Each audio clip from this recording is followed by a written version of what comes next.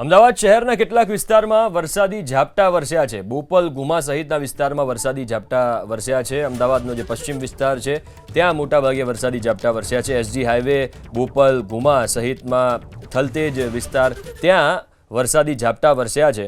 અમદાવાદના લોકો આ વરસાદની રાહ જોઈ રહ્યા છે, કારણ કે અમદાવાદમાં લાંબા વિરામથી વરસાદ વરસ્યો જ નથી અને હવે આજે વરસાદ વરસી રહ્યો છે। વાતાવરણમાં પણ ઠંડક પ્રસરી છે। પ્રહલાદનગર, પકવાન સહિતના એ વિસ્તારો કે જ્યાં વરસાદ વરસ્યો, અમદાવાદના શહેરી વિસ્તારમાં વરસાદ વરસ્યો છે।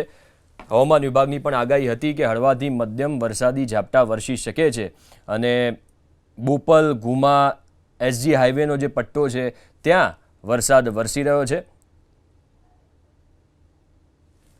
અમદાવાદના કેટલાક વિસ્તારમાં વરસાદની શરૂઆત થઈ ગઈ અને સતત અમદાવાદના લોકો પણ આ વરસાદની રાહ જોઈ રહ્યા હતા, કારણ કે બફારો ઉકળાટ એટલો હતો અમદાવાદમાં કે લોકો પરેશાન થઈ ગયા હતા। એટલે આ જે વરસાદ વરસી રહ્યો છે અમદાવાદના અલગ અલગ વિસ્તારોમાં, સ્વાભાવિક રીતે અમદાવાદના લોકો ખૂબ જ ખુશ થયા છે, કારણ કે રાહ જોઈ રહ્યા હતા। સાથે જ આજુબાજુના ગામડાઓમાં જો વરસાદ વરસ્યો હશે તો ખેડૂતો પણ ખુશ થયા છે। અત્યારે જે અપડેટ મળી રહ્યા છે એ પ્રમાણે અમદાવાદના ઇસ્કોન, સેટેલાઇટ સહિતના એ વિસ્તારો છે જ્યાં વરસાદ વરસી રહ્યો છે, બોપલ ગુમા સહિતના વિસ્તારો છે ત્યાં વરસાદી ઝાપટા વરસ્યા છે।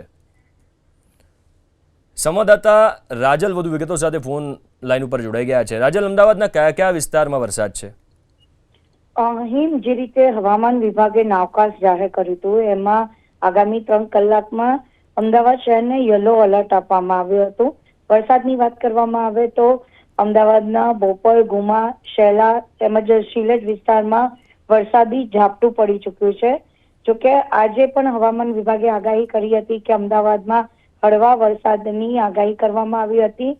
જોકે રાજ્યમાં અત્યારે સાયક્લોનિક સર્ક્યુલેશન અને વેસ્ટર્ન ડિસ્ટર્બન્સ તેમજ મોન્સૂન ટ્રફની જે અસર છે એ જોવા મળી રહી છે અને જેના કારણે આજે અમદાવાદના અલગ અલગ વિસ્તારોમાં વરસાદ વરસી રહ્યો હતો।